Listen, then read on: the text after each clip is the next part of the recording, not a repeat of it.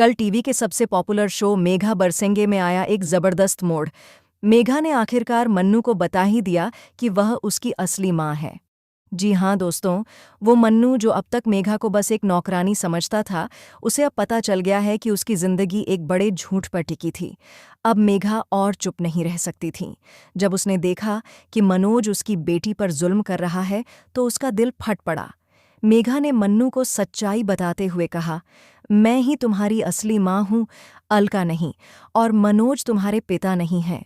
तुम्हारे असली पिता वही हैं जिन्होंने तुम्हें वो फूल दिया था जो अब भी तुम्हारे पास है। इतना ही नहीं, मेघा ने यह भी बताया कि मन्नू असल में एक लड़की है जिसे उसने मनोज जैसे दरिंदे से बचाने के लिए लड़के के रूप में पाला था। ये सुनकर मन्नू मेघा से लिपट कर फूट फूट कर रोने लगती है। लेकिन कहानी यहीं खत्म नहीं होती। जैसे ही मेघा सच्चाई सुना रही होती है, अलका उनकी बातें सुन लेती है। उसे डर लगने लगता है कि अगर मेघा मन्नू को लेकर भाग गई तो उसकी दुनिया उजड़ जाएगी। डर और गुस्से में वह सीधा मनोज के पास जाती है और सब कुछ बता देती है।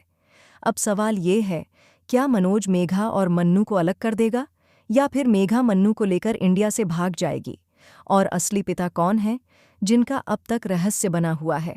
इस कहानी में अब एक और बड़ा ट्विस्ट आने वाला है।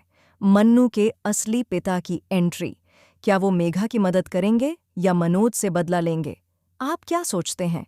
मेघा और अर्जुन की जोड़ी आपको कैसी लगती है? कमेंट करके बताएं और आगे की अपडेट्स के लिए जुड़े रहिए।